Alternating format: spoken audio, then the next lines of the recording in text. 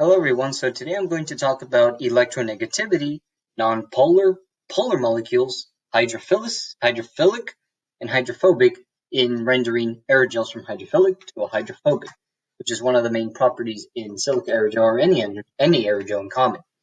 So once silica aerogel or any aerogel comes out of the supercritical dryer or the subcritical dryer, most of the time it's going to end up hydrophilic, which means it will absorb water. Hydrophobic will repel water. And the reason why most silica aerogel or any aerogel is hydrophilic in the first place is because the surface of the aerogel is coated with SiOH groups, or silicon hydroxyl groups. And the reason why we have these OH groups is that makes the aerogel polar. So let me explain that with electronegativity. So electronegativity is the chance of electrons sort of pointing towards an atom. And with a hydroxyl group, the electronegativity in hydrogen, OH groups is oxygen and hydrogen. And with the electronegativity in a hydrogen atom, that's 2.1, while the electronegativity in an oxygen atom is 3.44. Now, when we subtract that, 3.44 minus 2.1, we get around 1.3, 1.4. And what happens with electronegativity is if you want a nonpolar molecule, you have to get below 0.5 in electronegativity of the overall difference.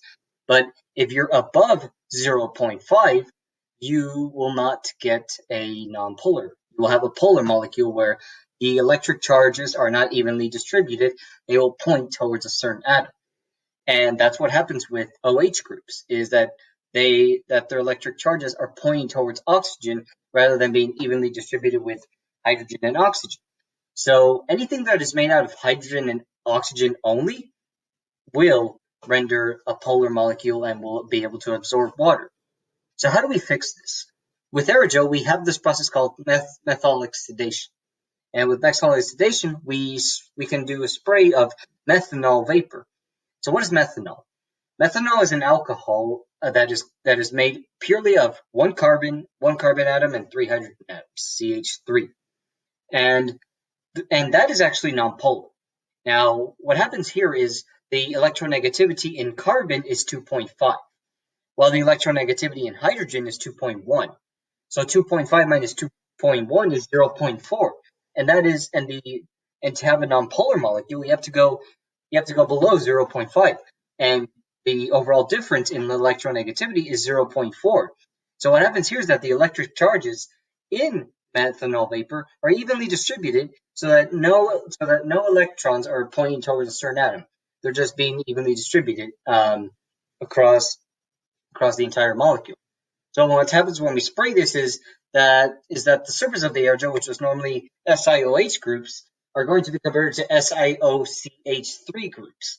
Now, basically, if you want a nonpolar molecule, or anything that is nonpolar, will only be made out of carbon and hydrogen only, because that will result in 0.4 in electronegativity.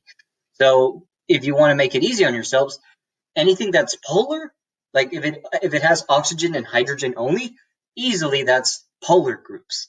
If they're only made out of carbon and hydrogen, then easily that's nonpolar.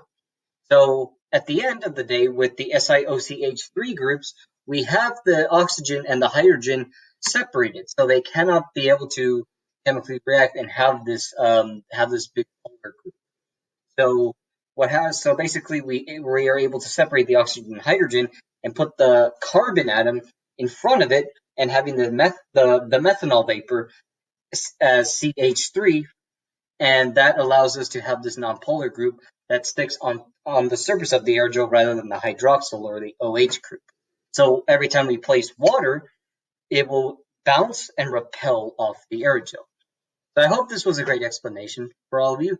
I will link a video in the description below with Dr. Stephen Steiner demonstrating the ability of this hydrophobicity while he rubs hydrophilic silica particles on there. If you want to get to contact me, check the links below. Hope to see you soon. Be back with another video soon.